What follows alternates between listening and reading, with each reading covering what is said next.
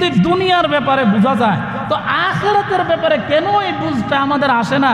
আজকে রমজান মাসের প্রথম জুমা, আজকে রমজানের দ্বিতীয় দিন, রহমতের দিন। আজকে তো আল্লাহর খাজানার মধ্যে আল্লাহ দিতেই আছে, দিতেই আছে, দিতেই আছে। যার যে পরিমাণ নেওয়া দরকার নিয়ে নেও না। রমজান মাস আল্লাহ এই জন্যই দিয়েছেন, সুবহানাল্লাহ, এই জন্যই দিয়েছেন। রমজান তো আল্লাহর কাছ থেকে নেওয়ার মাস। আলা মিন মুস্তাগফিরিন ফাগফিরহু।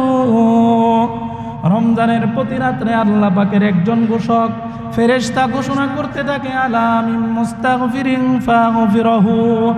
এমন কে আছো গুনাহগার, সারা বছর গুনাহ করতে করতে নিজের জীবনটা বরবাদ করে ফেলেছ, আজকে রমজানের রাত্রে তুমি নামাজ পড়া 2 ফোঁটা চোখের পানি ফেলাইয়া আমার কাছে গুনাহ মাপ চাও, আমি আল্লাহ তোমার জিন্দেগীর সমস্ত গুনাহগুলি মাফ করে দিব। রোজা রাখার 6টা শর্ত আছে।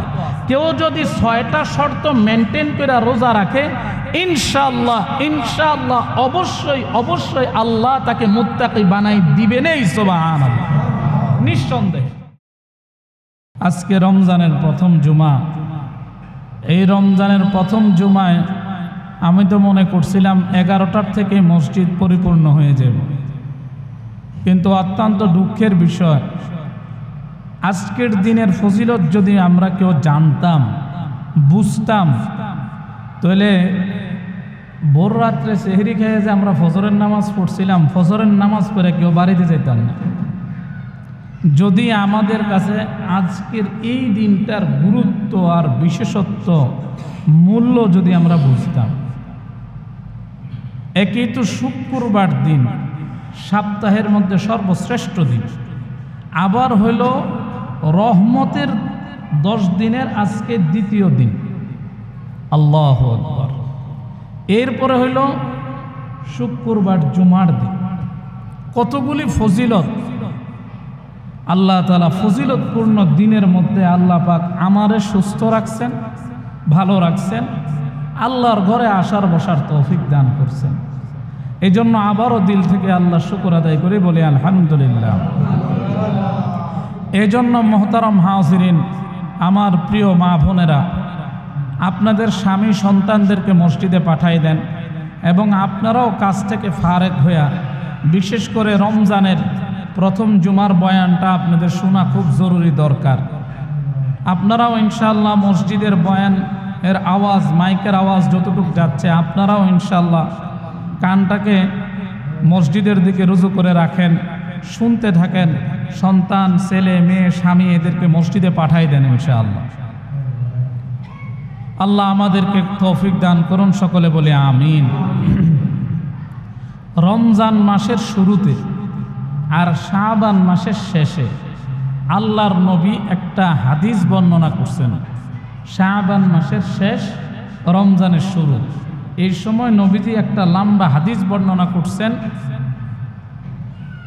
ওই হাদিসের কিছু অংশ আমি আপনাদের সামনে তেলাওয়াত করছি।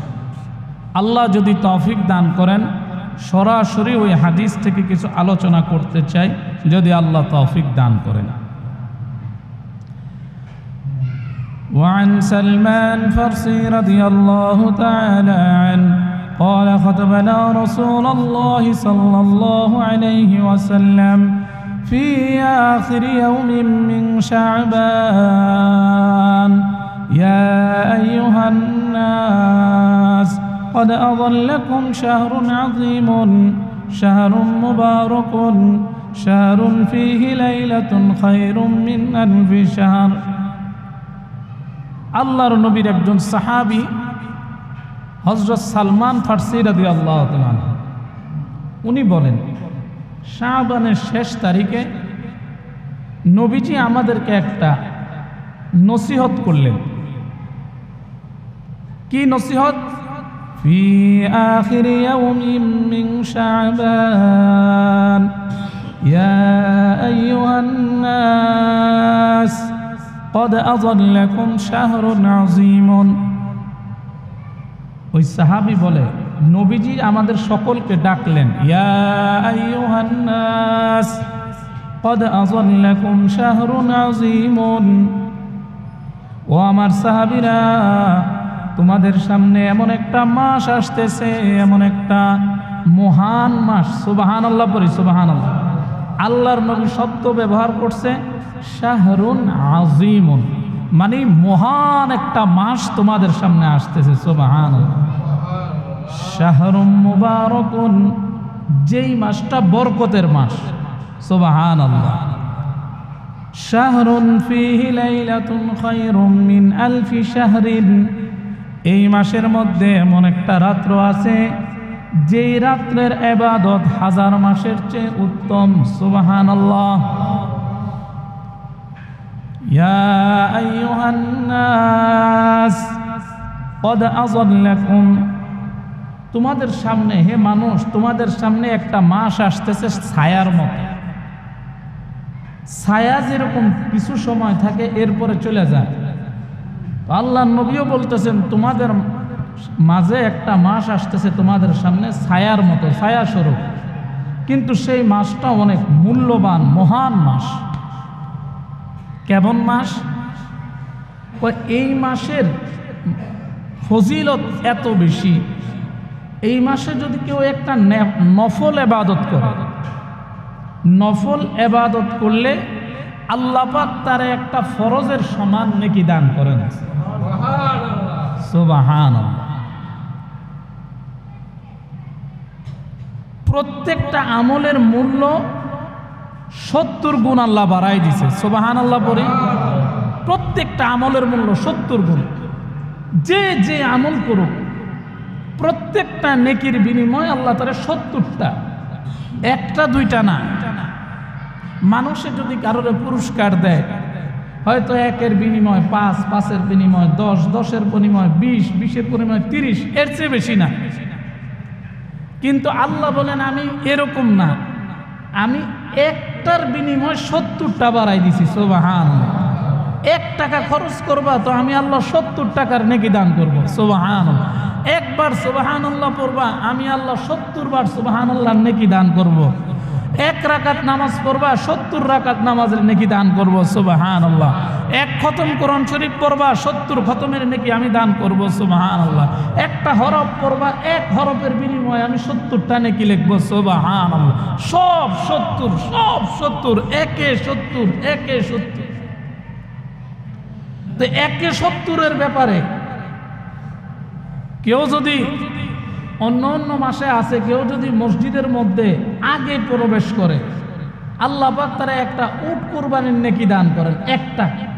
কেউ যদি রমজানের প্রবেশ করে, আল্লাহ তারা 70টার দান করেন। সুবহানাল্লাহ। তাহলে এখনো আমরা যারা আসি নাই, আমাদের কত দ্রুত আসা দরকার।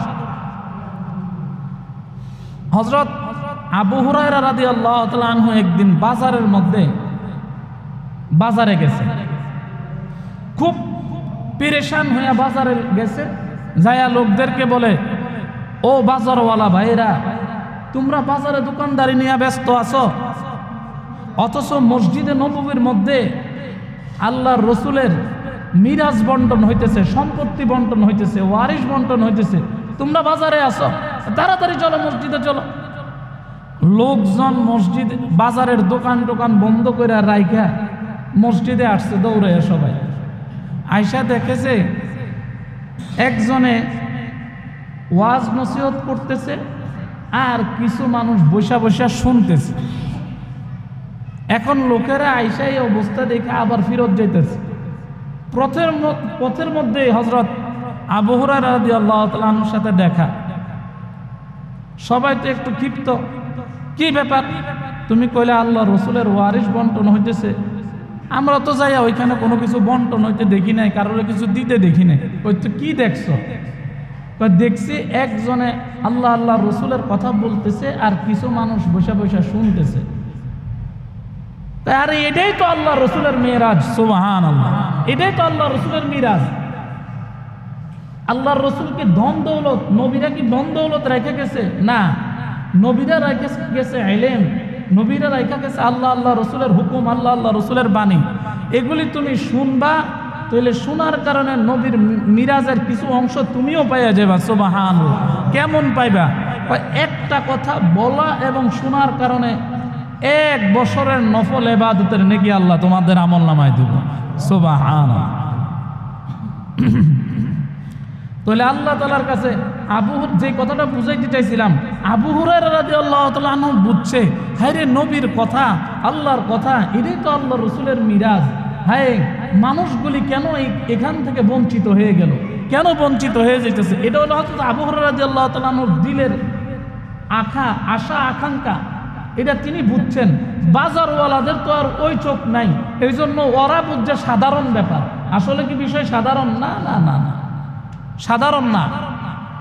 এই জন্য রমজানের জুমায় যে প্রথম আসে এবং আজকের এই দিনের মূল্য যদি কেউ বুঝতো, তাহলে বলছিলাম যে ফজর করে কেউ বাড়ির যেত না, বসে থাকতো, কারণ এটা আখিরাতের মামলা। যদি কেউ মসজিদে কিচ্ছু পড়ে না, শুধু চুপচাপ বসে থাকে, শুধু বসে রয়েছে, কিছু পড়েও না, জিকিরও করে না, কিছুই করে না, শুধু বসে রয়েছে, ফেরেশতারা তার আমলনামায় নামাজের নেকি লিখতেই থাকে, লিখতেই থাকে, লিখতেই থাকে। সুবহানাল্লাহ কহেন না ভাই, জয় কহেন।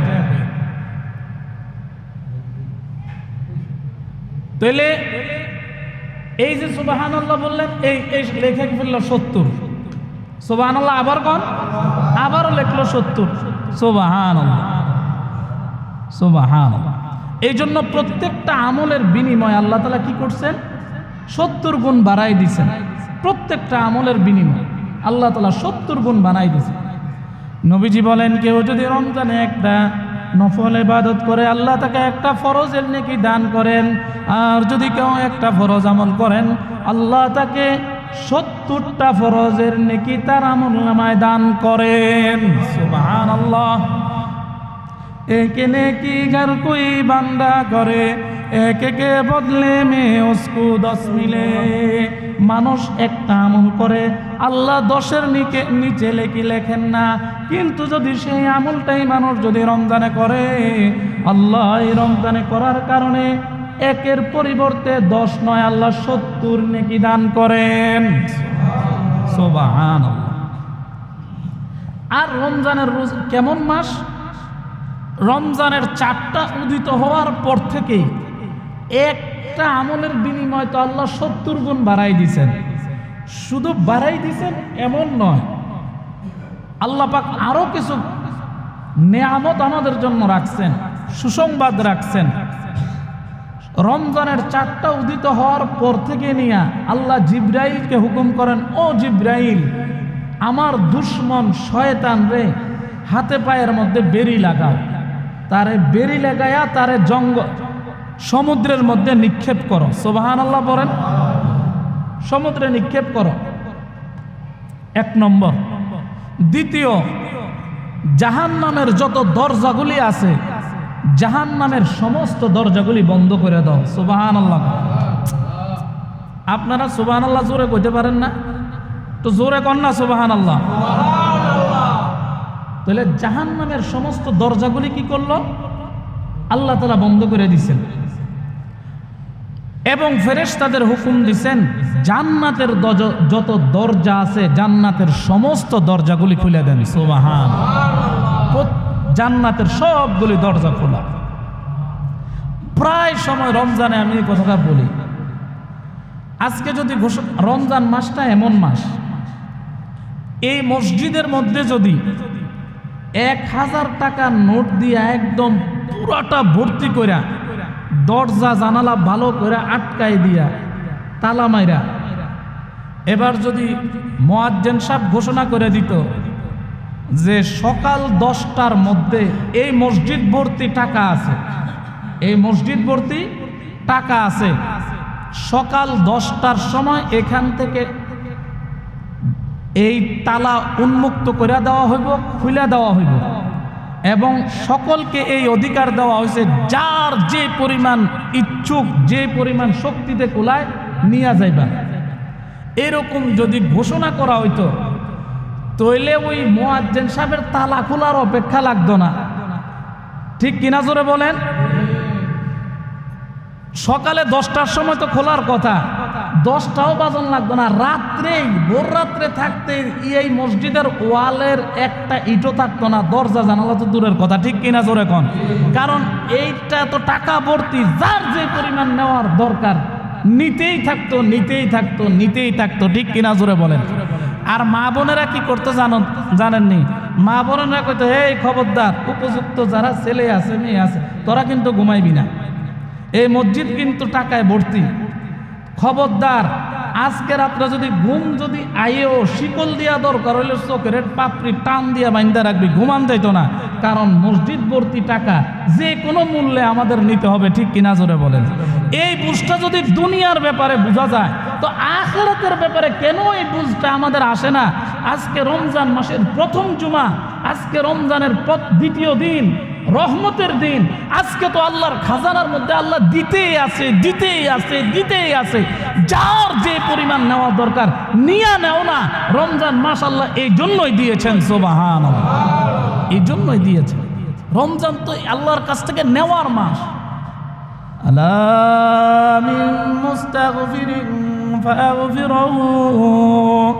রমজানের প্রতি রাত্রে আল্লাহ পাকের একজন ঘোষক ফেরেশতা ঘোষণা করতে থাকে, আলা মিন মুস্তাগফিরিন ফাগফিরহু।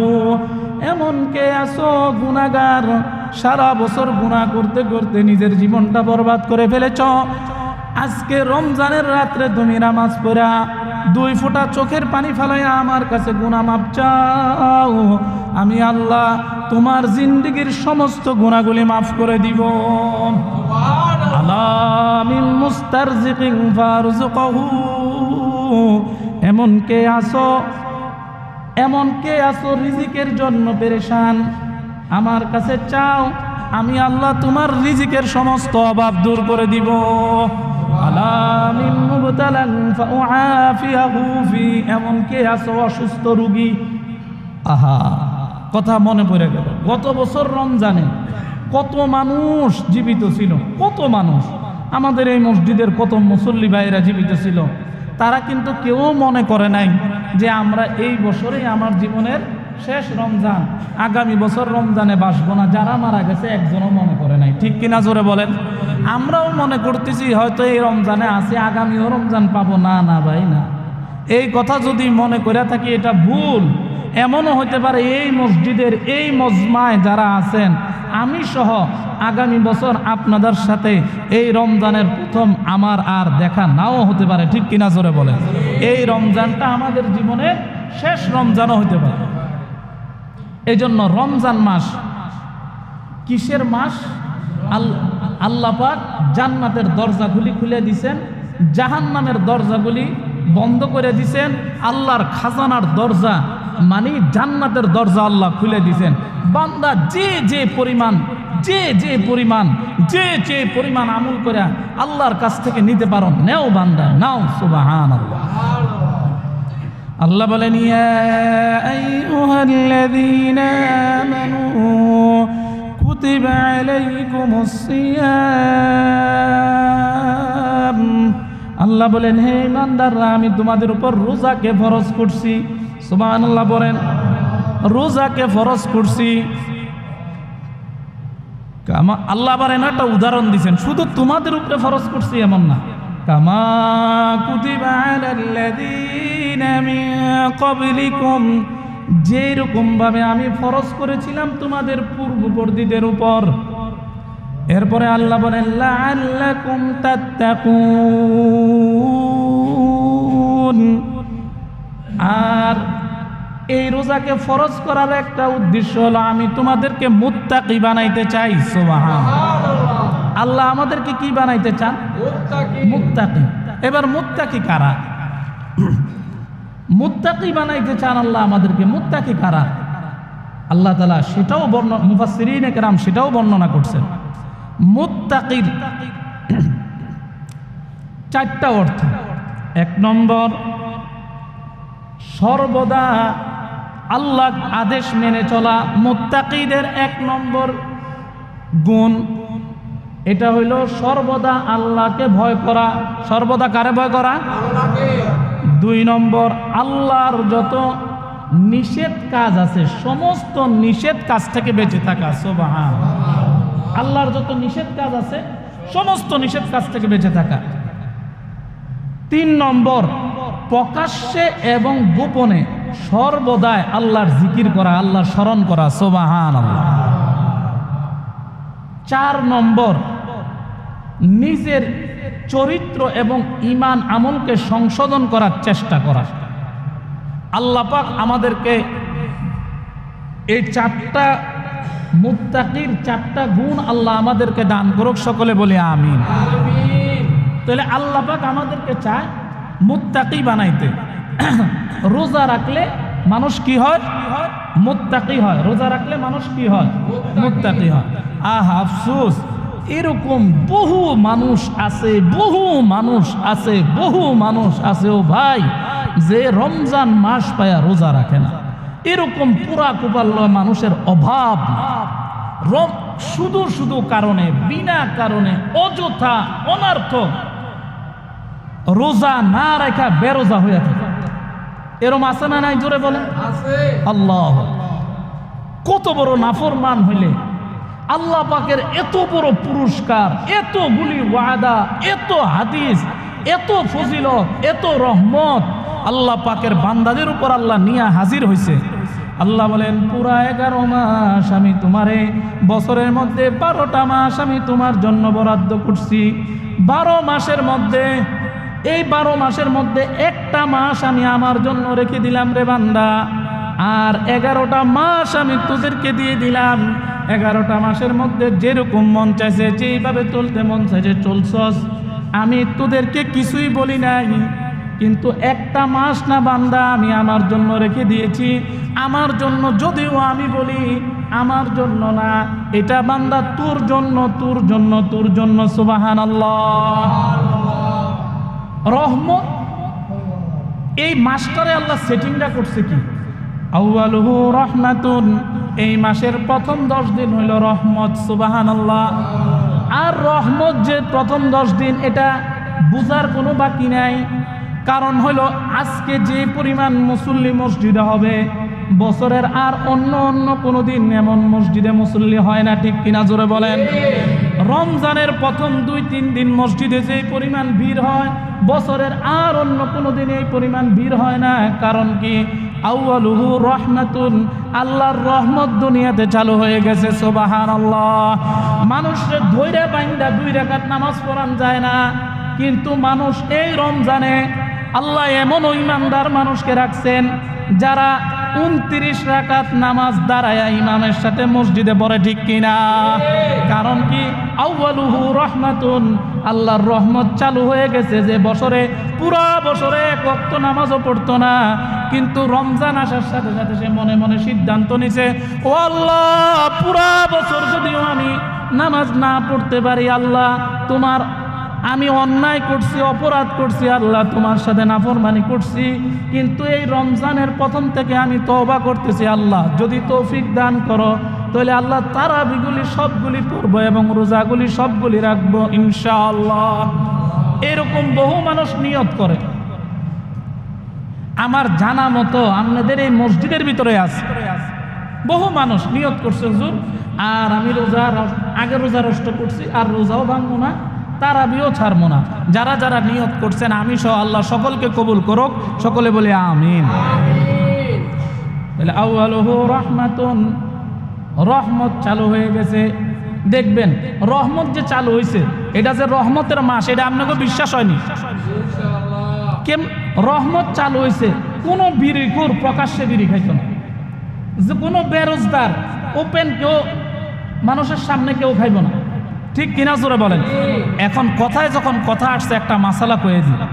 আমাদের মা বোনদের অনেকের রোজা ভাঙা যায়, মা বোনদের রমজান মাসে অনেকেই রোজা ভাঙা পড়ে, কিন্তু মা বোনেরা ভুলবশত না যায় না করে কি, ওই যে সময় রোজা ভাঙতে যায় ওই সময় একবারে সুন্দর করে গোস্ত টোস্ত পাকায়া, রোজা তো নাই, 7-8 দিন রোজা রাখছে, একটা পরিশ্রম হয়েছে না? অথবা 20 দিন 25 দিন রোজা রাখছে, এরপরে ভাঙতে গেছে, এটা পরিশ্রম হয়েছে না?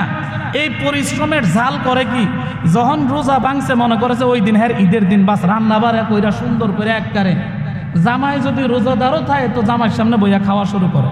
এরকম আছে না নাই জোরে বলেন? আছে। যদি কয়েকজনের ঘরের মধ্যে নাও থাকতে পারে, কিন্তু অধিকাংশই আমাদের ফ্যামিলি এরকম। আমি নিজেও দেখছি।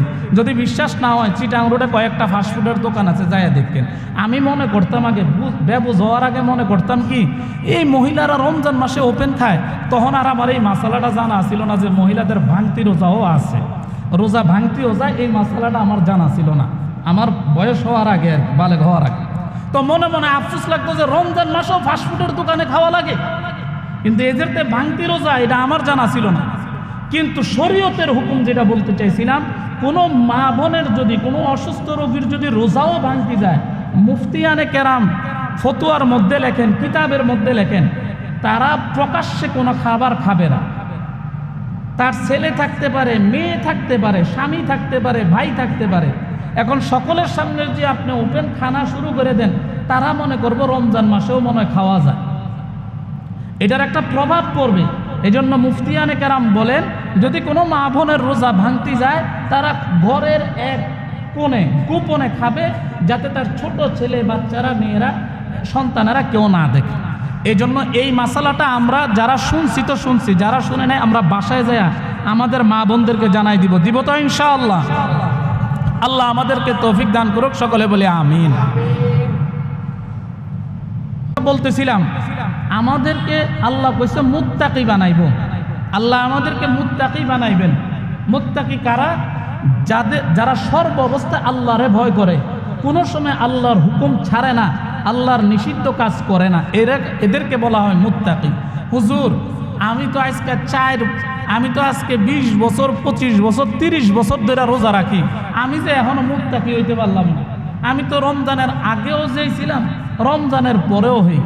অথচ আল্লাহ বলেন, ইয়া আইয়ুহাল্লাযীনা আমানু কুতিবা আলাইকুমুস সিয়ামু কামা কুতিবা আলাল্লাযীনা মিন ক্বাবলিকুম লাআল্লাকুম তাত্তাকুন। আল্লাহ বলেন, হে ইমানদাররা, রোজা তোমাদের উপর ফরজ করেছি যেইভাবে পূর্ববর্তীদের উপর ফরজ করেছিলাম, এবং আমি তোমাদের গুনাহ মাফ করব, তোমাদেরকে মুত্তাকি বানাবো। সুবহানাল্লাহ। এখন মুত্তাকি কেমনে হব? 30 বছর রোজা রাখছি, মুত্তাকি হই নাই। 25 বছর রোজা রাখছি, মুত্তাকি হইতে পারি নাই। জীবন পার করে ফেললাম, মুত্তাকি হইতে পারি নাই। মুত্তাকি কিভাবে হব? এইটার জন্য মুফাসসিরিনে কেরাম একটা চমৎকার উদাহরণ দিয়েছেন। শুনতে রাজি আছেন কিনা জোরে বলেন। এই মসজিদের আপনারা ডান দিকে তাকান, এই পাশে তাকান, এই দেখেন এই মসজিদের মধ্যে এসি কয়টা? 4টা, ওই বারান্দাটা সহ 5টা এসি। এই এসিগুলি, একটা উদাহরণ দিতেছি, এই এসিগুলি যদি দরজা জানালা খোলা রাখা সারি, তাহলে কি ঠান্ডা হবে? এই রুমটা ঠান্ডা হবে? হবে, কিন্তু রবে না। ঠান্ডা হবে কিছু, যে পরিমাণ হওয়ার দরকার, ঠান্ডা বাতাস বাইরে হবে, কিন্তু ঠান্ডা এক ফোঁটাও লাগবে না।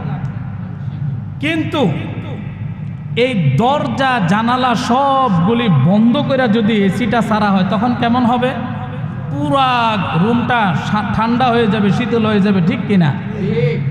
এবার মুফাসসিরিনে কেরামও বলেন, মানুষের রোজাটা শুদ্ধ হওয়ার জন্য, রোজাটা পরিপূর্ণ হওয়ার জন্য আল্লাহ মানুষের এই শরীরের মধ্যে 6টা গেট দিয়েছেন। 6টা গেট। সুবহানাল্লাহ বলেন। রোজা রাখার, ভালো করে মনে রাখবেন, রোজা রাখার 6টা শর্ত আছে। কেউ যদি 6টা শর্ত মেনটেন করে রোজা রাখে, ইনশাআল্লাহ ইনশাআল্লাহ অবশ্যই অবশ্যই আল্লাহ তাকে মুত্তাকি বানাই দিবেনই। সুবহানাল্লাহ। নিঃসন্দেহে 6টা শর্ত। কয়টা শর্ত? এই 6 শর্ত মেনটেন করে যদি রোজা রাখেন, ইনশাআল্লাহ এই রমজানের এই রোজাগুলি আপনার জীবনের জন্য, হেদায়েতের জন্য, মুত্তাকি হওয়ার জন্য যথেষ্ট হয়ে যাবে। সুবহানাল্লাহ সুবহানাল্লাহ। আর যদি এই শর্ত মেনটেন না করি, শর্ত বাদ দিয়া রোজা রাখি, তো সারা জীবন রোজা রাখবেন, কোনো কাম হইতো না। মুহতারাম হাজিরিন, নবীজি বলেন, এমনও রোজাদার আছে যারা সারাদিন রোজা রাখে, সারাদিন রোজা রাখে। রোজা রাখার বিনিময়ে তারা শুধু উপবাস থাকা ছাড়া আর কিছুই তাদের ভাগ্যে জুটে না। নাউজুবিল্লাহ। সারাদিন রোজা রাখে, কিন্তু উপবাস ছাড়া তারা আর এটার বিনিময় কিছুই পায় না। অথচ আল্লাহর রাসূল বলেন, আল্লাহ হাদিসে কুদসির মধ্যে আল্লাহ বলেন আস-সাওমু লি, রোজা আমার জন্য, ওয়া আনা আজজি বি, আর রোজার প্রতিদান আমি আল্লাহ নিজে দিব। সুবহানাল্লাহ, আল্লাহ নিজে দিব। এই কথা কই আপনাকে সুবহানাল্লাহর চাও নেই। আমি আবার হাদিসটা পড়ি, আবার আপনারা সুবহানাল্লাহ দেবেন। আল্লাহ বলেন আস-সাওমু লি ওয়া আনা আজজি বি, রোজা আমার জন্য আর রোজার প্রতিদান আমি আল্লাহ নিজে দিব। আল্লাহ যেটা দিবেন এটা কিন্তু ছোট না, কারোর সাথে মিলেই না। আল্লাহ যেটা দিবেন সেটা অগণিত, অসংখ্য, পরিমাণ করা ঠিক না আমাদের জন্য। আল্লাহ দিবেন বিগয়রে হিসাব। সুবহানাল্লাহ। এখন শর্ত কি? শর্ত হইল 1 নম্বর, রোজা রাখার 6টা শর্তের মধ্যে 1 নম্বর হইল রোজা রেখে তুমি তোমার চোখকে কন্ট্রোল করতে হবে। চোখ কন্ট্রোল। রোজাও রাখছো আর টিভিও বসে বসে, এলইডি টিভি ছেড়ে দিয়ে বসে বসে দেখতেছো। রোজাও রাখছো, নাচ গানও দেখতেছো। রোজাও রাখতেছো, বিন নারী পর নারীর দিকে দেখতেছো, আর নারীরা অন্য অন্য সুদর্শন পুরুষের দিকে তাকাইতেছো। তো রোজার দ্বারা কোনো গোড়ার ডিমও লাভ হবে না, ঠিক কিনা জোরে বলেন? তাহলে 1 নম্বর হলো চোখের হেফাজত। আল্লাহর রাসূল বলেন জিনাল আইনিন নাজরু, চোখের জিনা হইল দেখা।